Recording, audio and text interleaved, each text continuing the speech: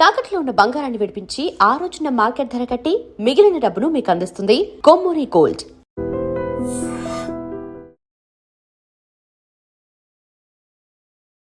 Hi hello నమస్తే, welcome back to iDream media. Old tax regime, new tax regime ఏంటి ఇవి? అసలు ఈ న్యూ ట్యాక్స్ రెజిమే అనేది ఎందుకు తీసుకొచ్చారు? ఓల్డ్ ట్యాక్స్ రెజిమ్లో చాలా బెనిఫిట్స్ ఉండేవి మాకు, ఇప్పుడు ఆ బెనిఫిట్స్ అని పోయని చాలా కాలంగా నెల జీతం కోసం పనిచేస్తున్న ప్రతి ఎంప్లాయిడ్, ప్రతి ఇండివిజువల్ శాలరీడ్ పర్సన్ కూడా మాట్లాడుతూ ఉన్నారు. అయితే ఈ చేంజెస్ తీసుకురావడానికి గల కారణం ఏంటి? ఎందుకు ఇంత నెగిటివిటీ ఈ న్యూ ట్యాక్స్ రెజిమే మీద వినిపిస్తుంది? ఇవన్నీ మనం అడిగి తెలుసుకుందాం. చార్టెడ్ అకౌంటెంట్ అయినా ఉజ్వల్ సుమంత్ గారిని సార్తో మాట్లాడతాం. Hi sir. హాయ్ అండి.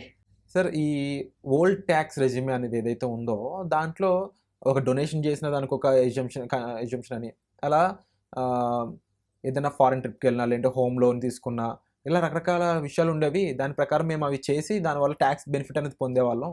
ఇప్పుడు న్యూ ట్యాక్స్లో చూస్తే అదేం లేదు, దీనివల్ల చాలా నష్టపోతున్నాం అన్నట్టు కొన్ని స్టేట్మెంట్స్ వినిపిస్తూ ఉన్నాయి.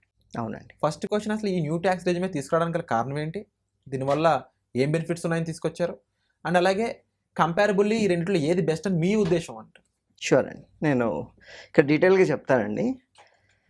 లాంగ్ బ్యాక్ అండి, ఫస్ట్ 2009 అప్పుడు డైరెక్ట్ ట్యాక్స్ కోడ్ అనేది ఇంట్రడ్యూస్ చేశారండి. అంటే యాక్ట్గా రాలేదండి, ఒక బిల్ వస్తుంది. ఇప్పుడు మనం ఏదైతే యాక్ట్ అయిందో, యాక్ట్ రావడానికి మీరు ఆల్రెడీ లోక్సభలోను రాజ్యసభలోను ఆ బిల్ పాస్ అయిన తర్వాతనే మనకి యాక్ట్ అవుతుంది. అవును. అప్పుడు డైరెక్ట్ ట్యాక్స్ కోడ్ అనేది కాంగ్రెస్ గవర్నమెంట్లో 2009లో ఒక బిల్ని ప్రపోజల్ చేశారు. అదొక రాడికల్ చేంజ్. అంటే డిడక్షన్స్ ఉండకూడదు, ఎగ్జంప్షన్స్ ఉండకూడదు, కంప్లీట్ క్లియర్ పిక్చర్తో ట్యాక్సేషన్ తీసుకొద్దాము అనే ఒక థాట్ఫుల్ ప్రాసెస్తో వచ్చింది. అంత రాడికల్ చేంజ్కి మనం ప్రిపేర్డ్గా లేమండి 2009లో. అందుకే చాలామంది అపోజ్ చేసేసారు ఆ బిల్ని. దాంతో కొద్దిగా చేంజెస్ తీసుకొని మళ్ళీ 2010 వచ్చింది. అయినా ఎవరికి ఇంట్రెస్ట్ లేదు. ఎందుకంటే కంపెనీస్కి మీకు ఎగ్జంప్షన్స్ తీసేస్తాము, మీరు ఇంత రేట్ కట్టండి, మినిమం వాళ్ళకు ఒక ₹1 కోటి ప్రాఫిట్ మిగిలితే 25 lakhs డైరెక్ట్ కట్టేసేయండి, ఇలాంటివన్నీ చెప్తే ఎవరికి అంత ఇంట్రెస్ట్ రాదండి. టాక్సేషన్ మీద అందరికీ కొంచెం నాకు ఎగ్జంప్షన్స్, డిడక్షన్స్, ఎలవెన్సెస్ ఇవన్నీ ఇస్తేనే మనకుండే కాస్ట్ ఆఫ్ లివింగ్కి సరిపోయేటట్టు ఉంటుందండి, ఏదర్ ఎంప్లాయీస్కైనా వీళ్ళకైనా. అది చిన్నగా కార్యక్రమం తర్వాత 2014లోకి అది కొంచెం డైరెక్ట్ ట్యాక్స్ కోడ్ అనేది అటకెక్కినట్టే అనుకున్నాం. కానీ బీజేపీ గవర్నమెంట్లో ఏమైంది, వాళ్ళు అందులో ఉండే పాలసీని ఒక్కొక్కదాన్ని స్ట్రీమ్లైన్ చేసుకుంటూ తీసుకురావడం జరిగింది. ఆ భాగంలోనే మీరు గమనిస్తే ఈ ఓల్డ్ అండ్ న్యూ రెజ్యూమేకి ముందు కూడా చాలా చేంజెస్ అయ్యాయండి ఇన్కమ్ ట్యాక్స్లో. ఇప్పుడు మనం క్యాష్ ట్రాన్సాక్షన్స్ ఇంతకుముందు ఈజీగా చేసుకునేవాళ్ళం. డిమానిటైజేషన్ అయిన తర్వాత అయినా కానివ్వండి, జిఎస్టీ నుంచి ఈవే బిల్స్ వచ్చి ట్రేడింగ్ అప్పుడు కానివ్వండి, వీటన్నిటికీ మనం క్యాష్ ట్రాన్సాక్షన్స్ చేయాలంటే కొంచెం భయపడి ఆలోచించి చేస్తున్నాం. మోస్ట్ ఆఫ్ ది ఛాన్సెస్లో లేవు. ఎస్ అండి. సో కంప్లీట్ ఎలవెన్సెస్ని, డిడక్షన్స్కి ఎందుకు గవర్నమెంట్ తీసేయాలి అనుకుంటుంది? ఇక్కడ ఫస్ట్ మనకు వచ్చే బేసిక్ డౌట్. నాకు ఒక ₹1,00,000 నెలకు జీతం వస్తుంది, నాకు హెచ్ఆర్ఏ అని ఒక ఎలవెన్స్ ఉంటుంది, హౌస్ రెంట్ ఎలవెన్స్ అండి. లేదా నేను ఫారెన్ ట్రిప్కి వెళ్ళాను, దానికి 4 yearsలో 2 blocks కింద 2 times ఎగ్జామ్షన్ ఇస్తారండి. ఆ ఎగ్జామ్షన్ పోతుంది. నాకు కార్ ఎలవెన్సెస్ ఉంటాయి, లేదా పిల్లలకి ఎడ్యుకేషన్ ఎలవెన్స్ ఉంటాయి, హాస్టల్ ఎలవెన్స్ ఉంటాయి, ఇవన్నీ ఎలవెన్సెస్ పోతాయి కదా అనుకోవచ్చు. ఆ ఎలవెన్సెస్ అన్నిటినీ అడ్వాంటేజ్గా తీసుకొని కూడా కొంతమంది రాంగ్ ప్రాక్టీసెస్ చేస్తున్నారండి. సో ఇవన్నీ రాంగ్ ప్రాక్టీస్ కాదు. మీ స్లాబ్ రేట్ని పెంచేస్తే పోలా. ఇప్పుడు నాకు ఇంతకుముందు ఏంటి, 2.5 లక్షల వరకు నో ట్యాక్స్ అన్నారు. ఆ 2.5 లక్షలు నేను 12 లక్షల వరకు నో ట్యాక్స్ వేసేస్తాను. సో ఒక మేజర్ రిలీఫ్ కదా. మీరు ఇన్ఫ్లేషన్ పెరిగింది, దానివల్ల ఎప్పటికీ ఓల్డ్ రేట్స్ అయినా, ఇవి ఓల్డ్ ట్యాక్స్ సిస్టమ్ అయినా, ఇవన్నీ మనలో కూడా పాత చింతకాయ పచ్చడి అన్నట్టే ఉంటుంది. ఈ డిటీసీ అనేది ఒక రాడికల్ ప్రాసెస్ని ఇన్వాల్వ్ చేయడానికి ఈ ప్రాసెస్లో చిన్న స్టెప్స్ తీసుకుంటూ వచ్చారండి. ఇప్పుడు కొత్తగా మారింది ఏంటంటే, మనం న్యూ రెజ్యూమే, ఓల్డ్ రెజ్యూమే ఎలాగూ డిఫరెన్సెస్, ఇక్కడ ఎలవెన్సెస్ ఉండకూడదు అనుకున్నాం. New income tax act bill వచ్చిందండి. బిల్ పాస్ అయిపోయింది లాస్ట్ 2025లో. అప్పుడు ఓల్డ్ యాక్ట్ 1961ది, ఇప్పుడు న్యూ యాక్ట్ 2025ది. న్యూ యాక్ట్ నథింగ్ బట్ ఆ డిటీసీలోంచి రాడికల్ సిస్టమ్ని కొంచెం రిఫైనింగ్ చేసుకుంటూ ఒక స్ట్రక్చరల్ వేగా తీసుకొచ్చిన పాలసీ అండి. దీంట్లో మేజర్ అడ్వాంటేజెస్ గవర్నమెంట్కి, నీకు ట్యాక్స్ బర్డెన్ తగ్గిస్తా, కానీ నాకు నువ్వు ఒక ట్రాన్స్పరెన్సీ తీసుకురా. ఇప్పుడు మనం గవర్నమెంట్ నుంచి ఏవైతే ఆశిస్తామో, గవర్నమెంట్ కూడా ప్రజల నుంచి కొన్ని ఆశిస్తుందండి. లైక్ రెస్పాన్సిబిలిటీస్ ఆఫ్ సిటిజన్స్ ఉంటాయి. అలా ట్యాక్స్ పేయర్ రెస్పాన్సిబిలిటీస్, ఆ ట్రాన్స్పరెన్సీ తీసుకురావడం, లక్కీగా మనకి డిజిటైజేషన్ అయిపోవడము, ఇవన్నీ ఒక క్రమబద్ధీకరణలో జరిగిపోయాయండి.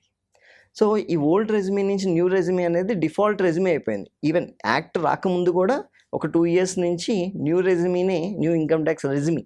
ట్యాక్సేషన్ ఇక్కడ మనకు యాక్ట్ ఒకటి ఉంటుందండి, నోటిఫికేషన్ ఉంటుంది, ఆర్డర్ ఉంటుంది, రూల్ ఉంటుంది, స్కెడ్యూల్ ఉంటుంది. ఒక్కొక్కటి ఒక్కొక్క తేడా అండి. ట్యాక్స్ వెయ్యాలి అని చెప్పే చట్టం, ఎలా వెయ్యాలి అనేది రూల్స్లో రాస్తారు. ఎప్పుడు ఎంత ఉండాలి అనేది ఒక నోటిఫికేషన్లో చెప్తారు. ఏవైనా నువ్వు ట్యాక్స్ కట్టట్లేదు ఒక డిమాండ్ పాస్ చేస్తారు, లేదా ఆర్డర్ పాస్ చేస్తారు. ఈ విధంగా ఒక ఫ్లో అనేది ఉంటుందండి వాళ్ళకి. సో న్యూ ట్యాక్స్ రావడానికి ఏంటంటే ఒక సింప్లిఫికేషన్, వాళ్ళకి ట్రాన్స్పరెన్సీ అనేది తీసుకొస్తూ వచ్చిన చేంజ్ అండి. ఇప్పుడు మీరు న్యూ ఇన్కమ్ ట్యాక్స్ యాక్ట్ 2025 గురించి చూసుకుందాం. ఇప్పుడు న్యూ ఇన్కమ్ ట్యాక్స్ 2025లో మేజర్గా వచ్చిన చేంజెస్ ఒక్కొక్కరికి చూసుకుంటే, బిజినెస్ సెగ్మెంట్ చూడండి, శాలరీడ్ ఎక్కువ మంది ఉంటారు కాబట్టి శాలరీడ్ కానివ్వండి, ఏవైనా ఇన్కమ్ ట్యాక్స్ యాక్ట్ మనం చదివారు. ఇప్పుడు మీరు చదవలేదు, ఒకవేళ చదవడానికి ట్రై చేయండి. అసలు అది ఏంట్రా బాబు అని జుట్టు పీక్కొని పక్కన పెట్టేసేసి మీ పని మీరు చూసుకుంటారు. అంత హెడేక్గా ఉంటుంది. అవునండి. అంటే ఆ లాంగ్వేజ్ అనేది not with standing and here the explanation given to, and అక్కడెక్కడ ప్రొవిజన్స్కి ఎన్నో ప్రొవిజన్స్ ఉంటాయి, ఎన్నో స్కెడ్యూల్స్ ఉంటాయి. ఇవన్నీ లేమెన్కి అర్థం చేసుకోవడం చాలా కష్టం అండి. 1961లో ఇన్కమ్ ట్యాక్స్ యాక్ట్ మొదలైనప్పుడు 298 సెక్షన్ 298 సెక్షన్స్తో స్టార్ట్ అయిందండి. ఓకే. కానీ దాని తర్వాత ఏదో ఒక చేంజెస్ వస్తూనే ఉంటాయి కదండి. ఆ చేంజెస్కి ఒక కొత్త సెక్షన్ లాగా వాళ్ళని 299 తేలేరండి. 10 అనే సెక్షన్ ఉందండి, దాంట్లో 10(1) అనే సబ్ సెక్షన్ తెస్తారు, 10(2) అని తెస్తారు, 10(3) తెస్తారు. అలా 1023 వేసి ఒక సెక్షన్ ఉందండి, 1023 వేసి. దాంట్లో 20 ప్రొవిజన్లు ఉంటాయి. ఒక్కొక్క ప్రొవిజన్లో 7 నుంచి 8 ఎక్స్ప్లెనేషన్స్ ఉంటాయి.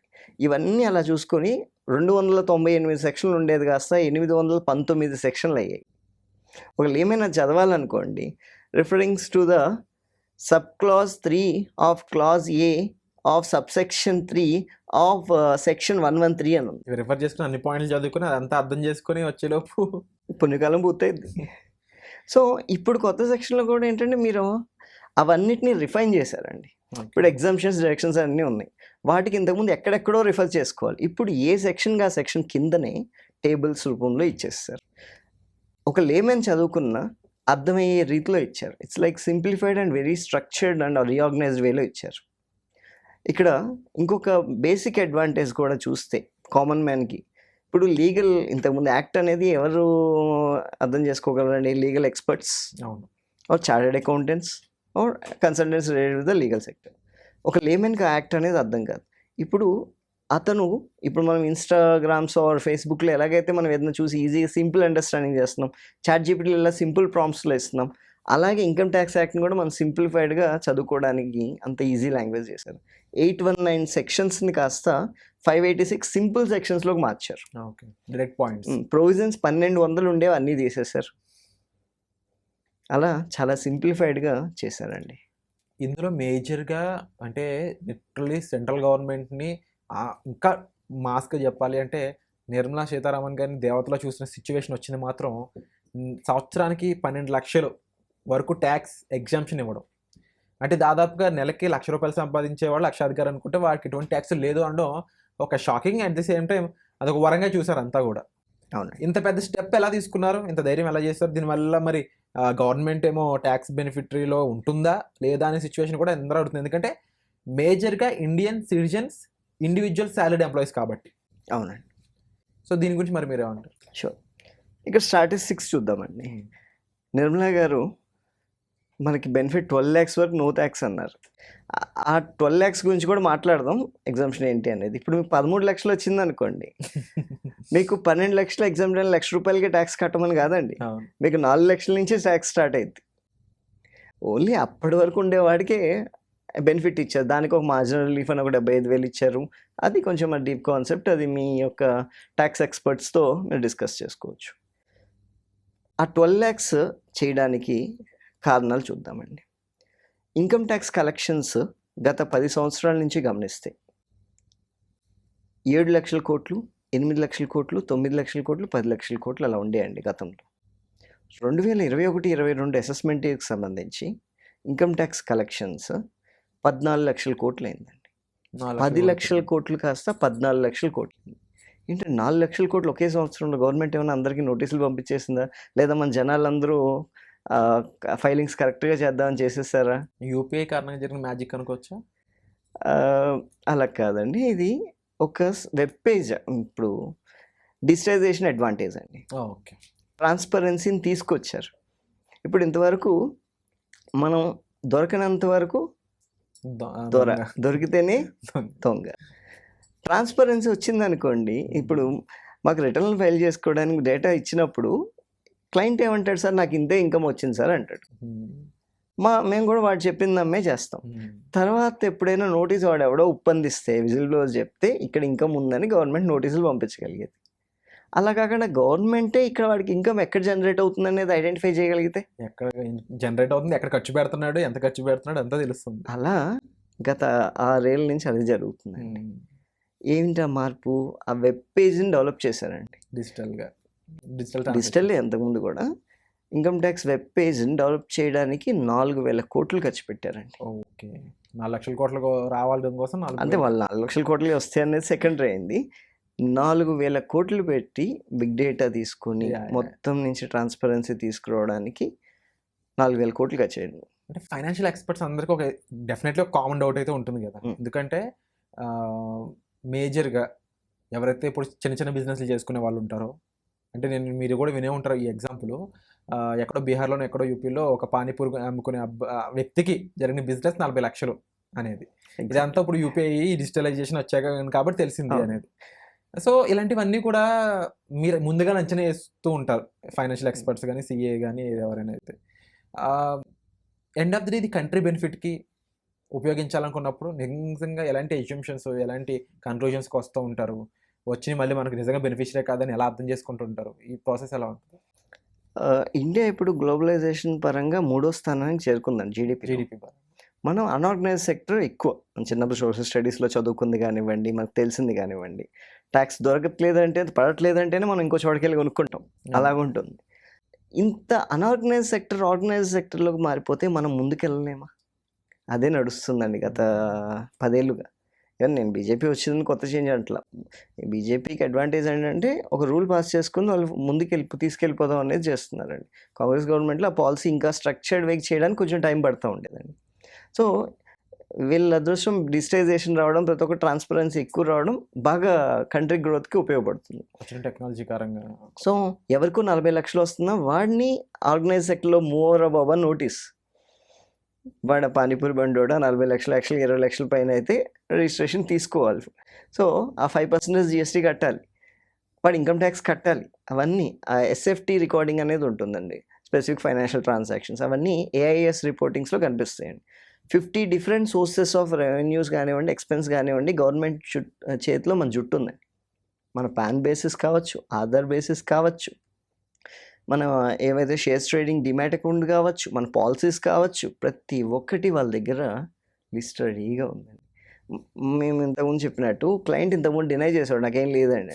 ఇప్పుడు క్లయింట్ ఒకటి పట్టుకొస్తే మనమే చూసి, ఏంటండి ఇవన్నీ మీ దగ్గర, మీరు షేర్స్ అమ్మారు లాస్ట్ ఇయర్, మీకు బ్యాంక్ ఇంట్రెస్ట్ ఎంత వస్తుంది, మీరు లాస్ట్ ఇయర్ ఏదో ప్రాపర్టీ అమ్మేసినట్టున్నారు, అది చెప్పలేదు మాకు. సో ఇవన్నీ మేము తిరిగి చెప్తుంటే అతను అవాక్ అవుతున్నాడు అండి. సో ట్యాక్స్ కలెక్షన్స్ ఇప్పుడు యాజ్ ఆన్ లాస్ట్ ఇయర్ చూసుకుంటే 24 lakh crores వెళ్ళిందండి. ఎక్కడ 10 లక్షల కోట్లు, ఎక్కడ 24 లక్షల కోట్లు. With in the span of last 6 years 140% పైన పెరిగిందండి. That's 1.4 times not a small number. Definitely. And అంటే ఒక రకంగా ఇక్కడ మీరు ఒక మేజర్ పాయింట్ మెన్షన్ చేశారు. India is at 3rd economical పొజిషన్లో ఉంది జీడిపి పరంగా అన్నట్టు. బట్ పెరుగుతున్న ఖర్చులు ఇవన్నీ అబ్జర్వ్ చేస్తుంటే ఎంత ట్యాక్స్లు కట్టుకున్నా, ముఖ్యంగా సాలరీ ఎంప్లాయీస్ పాయింట్ ఆఫ్ లో మాట్లాడుతున్నా, 80% ట్యాక్స్ తప్పించుకోలేని పొజిషన్లో వీళ్ళు ఉన్నారు. కాబట్టి బెనిఫిషియరీ పరంగా చూస్తే పెర్ క్యాపిటా అనేది ఒకటి మాట్లాడుకుందాము. పెర్ క్యాపిటా పరంగా మాత్రం మనం ఎన్నో ప్లేస్లో ఉన్నాం. నిజంగా ప్రతి ఒక్కరికి ఇండియాలో ఉన్న వాళ్ళందరూ నిజంగా అంత బెనిఫిషియరీగా ఉన్నారా? పర్ క్యాపిటల్లో మనం చాలా లో పొజిషన్స్లో ఉన్నాము. నెంబర్స్ కొన్ని వర్స్ అండి, కానీ చేంజెస్ పరంగా మనం చూసుకుంటే కనుక లైక్ మన overall development and even happiness ఇండెక్స్లో కూడా మనం అట్టడుగు స్థానాల్లోనే ఉన్నామండి. సో డబ్బులు రావట్లేదు, సంతోషము రావట్లేదు, లేదా కొంతమంది డబ్బులు కనిపిస్తున్నాయి, సంతోషము ఉండట్లేదు. అంటే గ్రోత్ని గవర్నమెంటా ఉమ్. జనాల? ఆ, ఇక్కడ ఈ యొక్క కాంప్లెక్స్ క్వశ్చన్స్ అనుకోవచ్చు, గవర్నమెంట్న ప్రజల అనేది. మన స్టాండర్డ్ ఆఫ్ లైఫ్ ఆబ్వియస్గా పెరిగిందండి. ఇంతకుముందు ఒక ఊరికి వెళ్ళాలంటే మన ట్రాన్స్పోర్ట్ మీడియంస్, రైల్వే తీసుకోండి, ఎంత ఇబ్బంది పడుతూ వెళ్ళేవాళ్ళం. ఇప్పుడు మీరు ఇక్కడ నుంచి విజయవాడ వెళ్ళాలి, లేదా చెన్నై వెళ్ళాలి, వైజాగ్ వెళ్ళాలి, బెంగళూరు వెళ్ళాలి, ఎంత ఫాస్ట్గా మీరు వెళ్ళగలుగుతున్నారు. ఆప్షన్స్ కూడా ఉన్నాయి. సో ఇన్ఫ్రా డెవలప్మెంట్ మీద భయంకరంగా ఖర్చు చేశారండి. ఇన్ఫ్రా డెవలప్మెంట్ అంటే ఇట్స్ ఆల్ రొటేషన్ అండి. ఒక సైక్లిక్ ఆర్ వేవరింగ్ వెబ్ లాగా ఎలాగైతే వెళ్తుంటుందో ఒక స్పైరల్ లుక్ అనమాట. ఆ గ్రోత్ ఫేజ్లో మనం ఖచ్చితంగా ఎదుగుతున్నాం. పర్ క్యాపిటల్ ఇన్కమ్ కూడా when compared with worse then many countries మనం స్లోగా ఇంక్రీజ్ అయింది. When compared with last 10 years, this year is much better అనుకోవచ్చు. ఇక్కడ మీరు అన్నట్టు గవర్నమెంట్కి డబ్బులు వస్తున్నాయి, they are again spending it on lot of infra activities. Transportation చూడండి, రోడ్స్ కనెక్టివిటీ చూడండి, ఆర్ రూరల్ ఎలక్ట్రిఫికేషన్స్ చూడండి. So what not government business సెక్టర్కి ఎన్ని ఎంఎస్ఎంఈ సోషల్ బెనిఫిట్స్ ఇస్తున్నారు. 40 or 35% ఆర్గనైజ్ సెక్టర్లో ఉండేది ఇప్పుడు ఆల్మోస్ట్ 60 దాటేసిందండి. గవర్నమెంట్ ఈవెన్ కొన్ని లోన్స్ని వితౌట్ ఎనీ కొలాటరల్, అంటే ఎటువంటి వాళ్ళ సపోర్టింగ్స్ లేకపోయినా, ప్రూఫ్స్ లేకపోయినా ఇచ్చేయమని చెప్పేశారండి. లోకల్ వెండర్స్ ఉంటారు. ఇప్పుడు మనకి ఇంతమంది లోకల్ వెండర్స్ వచ్చారు కదా, ఇంతకు ముందు మీద పెరిగారు కదా, వాళ్ళకి ఎటువంటి కొలాటరల్ లేకుండా 10,000, 20,000 మినిమం లోన్స్ వస్తున్నారండి బ్యాంక్స్ నుంచి. సో అది గవర్నమెంట్ బర్డెనే, కట్టకపోతే గవర్నమెంటే కట్టేస్తుంది.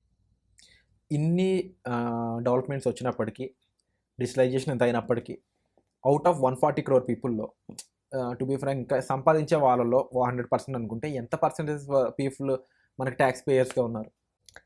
ట్యాక్స్ పేయర్స్ వచ్చేటప్పటికి ఇండియాలో ఇన్కమ్ ట్యాక్స్ 3% అండి. 100% 3% ఆఫ్ పీపుల్ మాత్రమే ట్యాక్స్ కడతారండి. మరి మిగిలిన వాళ్ళంతా ఏం జరుగుతుంది, ఎలా అవుతుంది? హ్యూజ్ పాపులేషన్ అండి మన దగ్గర, 140 కోట్లు. It's not a big. ఇక్కడ ఆ 3% రిటర్న్ ఫైల్ చేసే వాళ్ళు కాదు, ట్యాక్స్ కట్టేవాళ్ళు. రిటర్న్ ఫైల్ చేసే వాళ్ళ కౌంట్ 8 కోట్లు ఉంటుంది. ఓకే, స్టిల్ లో number compare to 140 to 100 crore people అనుకుందాం సంపాదించే వాళ్ళు. అంత కూడా ఉంటారండి. 60% యూత్ ఉన్నారండి. ఓకే, సో 140లో 60% వేసుకోండి. సో 14,570, సో 84 crores యూత్ ఉన్నారు. కానీ యూత్లో ఎంతమంది శాలరీలో ఉన్నారు, ఎంతమంది మినీ బిజినెస్లో ఉంటారు. సో 84 కోట్లు అనుకున్న యాక్టివ్గా పనిచేసుకుంటూ ఉండేవాళ్ళు, అందులో 10% మాత్రమే ట్యాక్స్ ఫైల్ చేస్తున్నారండి. 8 కోట్ల మంది.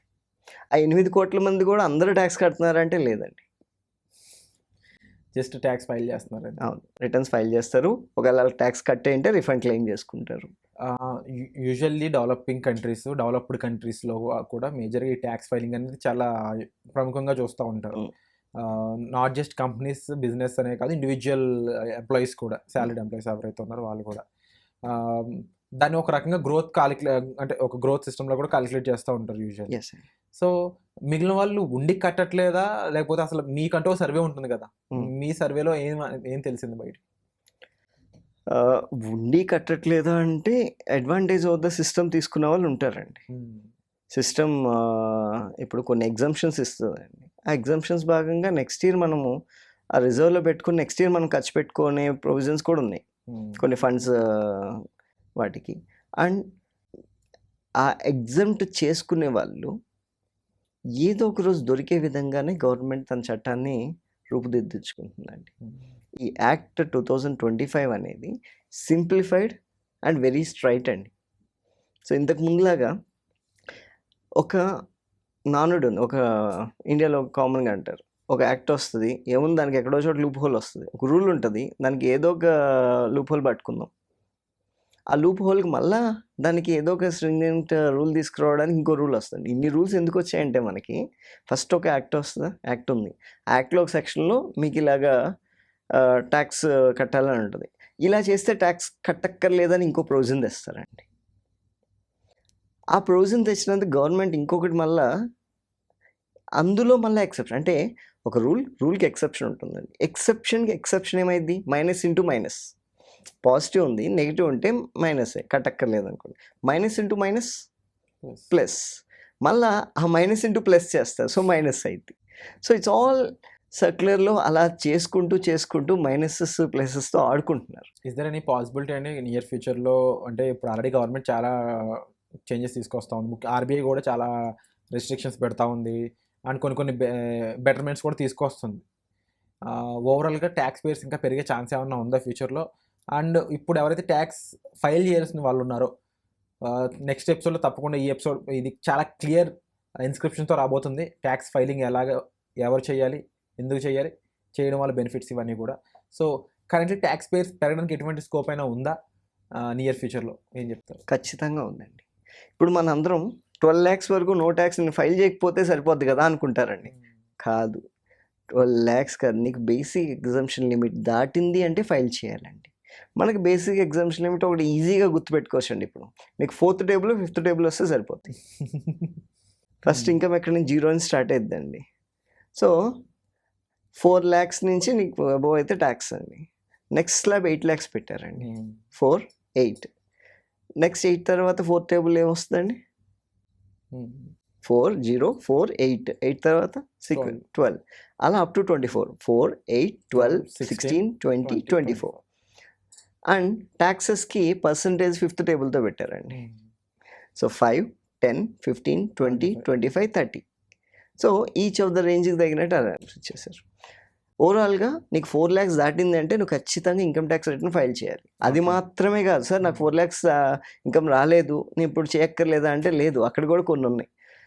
నువ్వు ఫారెన్ ట్రావెల్కి వెళ్ళావు, ఇన్కమ్ కాదు, నువ్వు క్రెడిట్ కార్డ్ నుంచి కట్టావు, నీకు ఇన్కమ్ ఏం రావట్లేదు, నాకు వేరే ఫ్రెండ్ ఇచ్చాడు, 10 lakhs స్పెండింగ్ అయింది, ఇన్కమ్ ట్యాక్స్ రిటర్న్ వేసి. ఎందుకు అయింది? 1 lakh పైన ఎలక్ట్రిసిటీ బిల్ పర్ మంత్ ఏమైనా కట్టావా? ఖచ్చితంగా ఫైల్ చేసేసి. క్రెడిట్ కార్డ్ బిల్స్ ఇంత నువ్వు యూస్ చేస్తున్నావా? ఖచ్చితంగా file చేసేసాయి.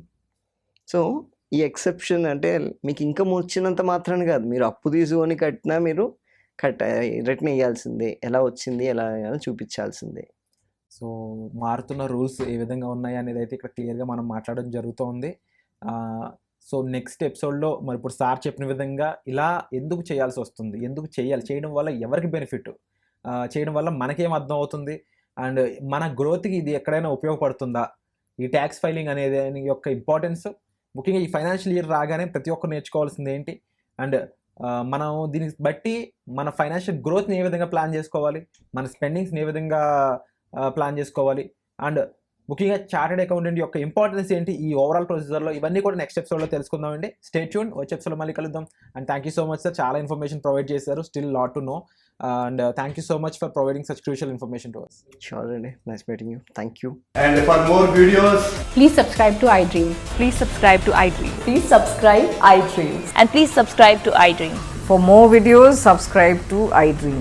please like, share and subscribe to the channel. Congratulations, iDream. Subscribe to iDream. Subscribe to iDream. So subscribe to iDream Media.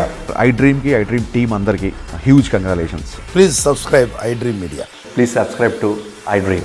Subscribe iDream. Please subscribe to iDream. iDream అంటే నా కళల ఛానల్ను subscribe చేసుకున్న నోరు తిరుగుతలేదు, మీరైతే గంట గుర్తు కొట్టండి. For more such videos, please subscribe to iDream.